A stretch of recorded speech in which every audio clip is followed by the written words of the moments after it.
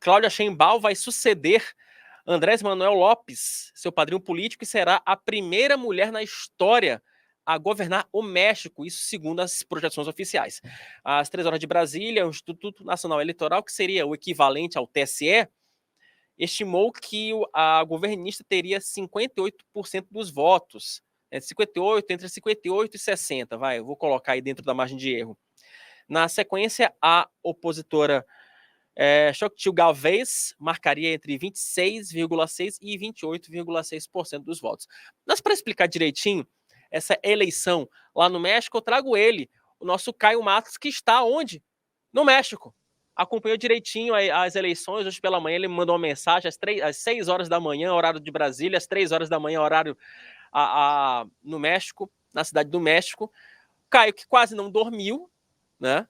Mas bons repórteres se fazem assim, Caio.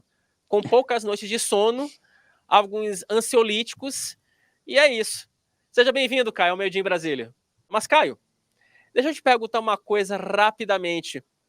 Surpreendeu essa vitória da Cláudia? Era um resultado já esperado? E uma pergunta que se faz é a seguinte, né? Quais são os desafios da Cláudia agora, que provavelmente ela será a próxima presidente do México? Boa tarde.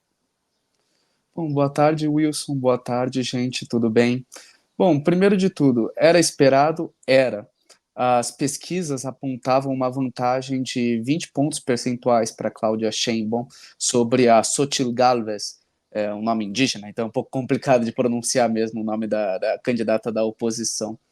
E no final das contas, tudo já tinha um clima muito óbvio de vitória, de favoritismo da Cláudia Sheinbaum, mas foi ainda um pouco maior do que se esperava. Como eu falei, as pesquisas falavam em 20 pontos percentuais, mas os resultados preliminares revisados do Instituto Nacional Eleitoral, o INE, o TSE mexicano, apontam para até 30 pontos percentuais de vantagem. A Cláudia Sheinbaum, como o Wilson disse, pode chegar até 60% dos votos contra 28% dos votos da Xochitl Gálvez.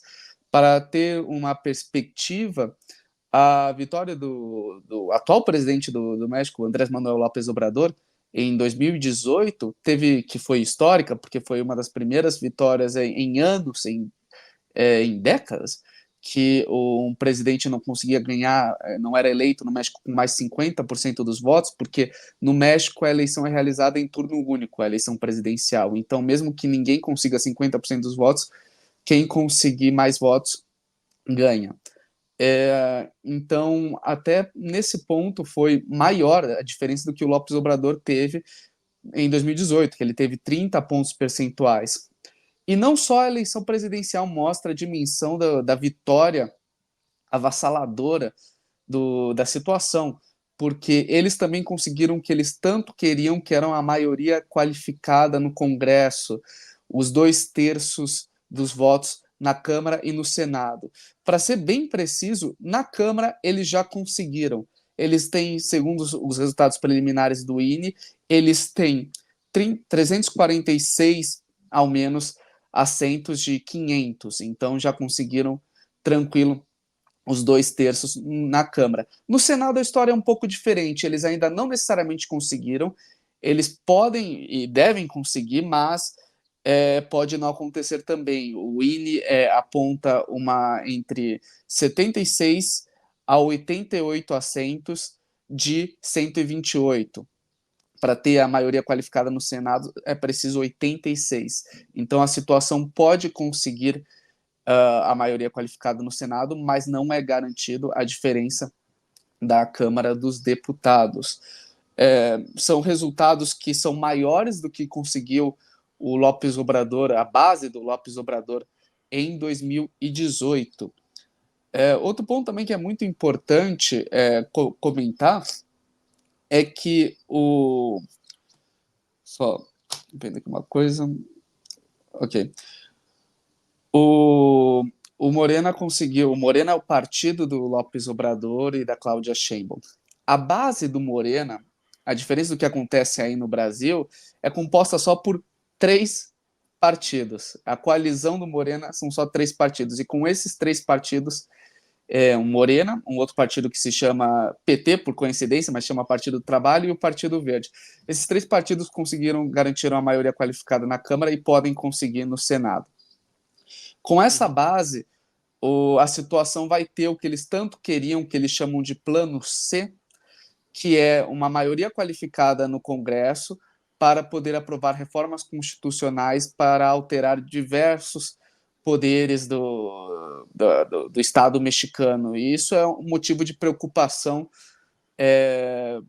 vários na imprensa internacional e na oposição e todos que estejam preocupados com a democracia, porque algumas das reformas que o López Obrador e seus aliados, e a Cláudia Sheinbaum fala abertamente que querem implementar, são um pouco preocupantes. Eles querem sucatear o INE, o Instituto Nacional Eleitoral, eles querem colocar mandatos para ministros do Poder Judiciário, eles querem reduzir o número de parlamentares no Congresso e acabar com a votação proporcional, que é o que temos no Brasil, e substituí-la pela votação que acontece, o modelo de votação que acontece nos Estados Unidos e no Reino Unido, em que o candidato que tem mais votos é eleito, que é um modelo que favorece partidos grandes, justamente para manter o Morena ainda mais no poder. Ou então seja, temos que ver... Ou seja, aquela pauta populista que a gente já conhece, né, Caio? Exatamente, Wilson. E temos que ver como vai ser, porque ainda não temos a confirmação de que o Morena vai ter a maioria qualificada no Senado, e mesmo se conseguir, não é uma garantia que vai conseguir implementar essas reformas que tanto deseja. O López Obrador tentou implementar 2 vezes a reforma eleitoral para sucatear o INE. Uma ele não conseguiu votos, porque ele não tinha mais a maioria qualificada, mas na outra, o próprio Poder Judiciário barrou a reforma.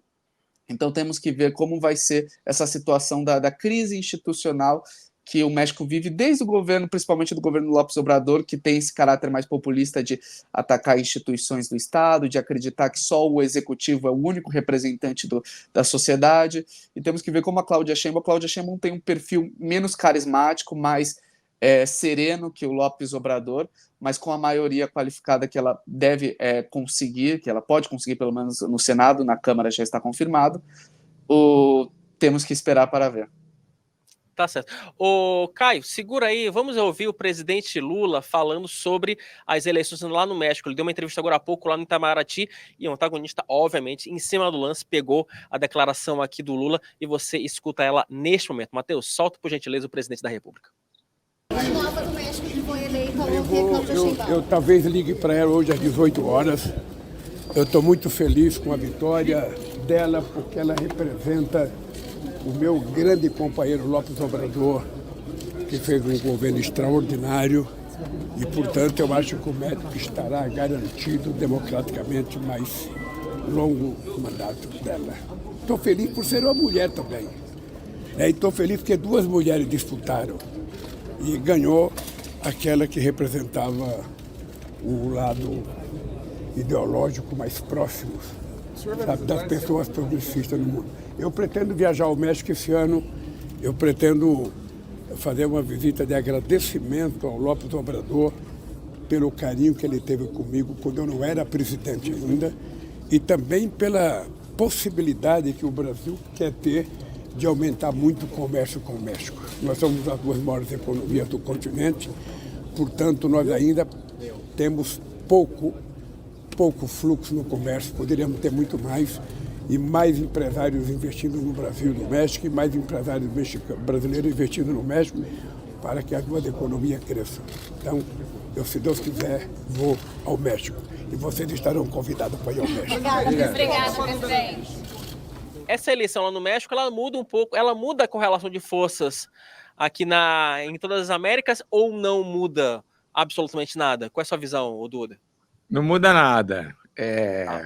Tudo bem, o Lula fala ali, é o pessoal do lado ideológico, né, do nosso lado ideológico, mas o México tem meio que uma dinâmica própria.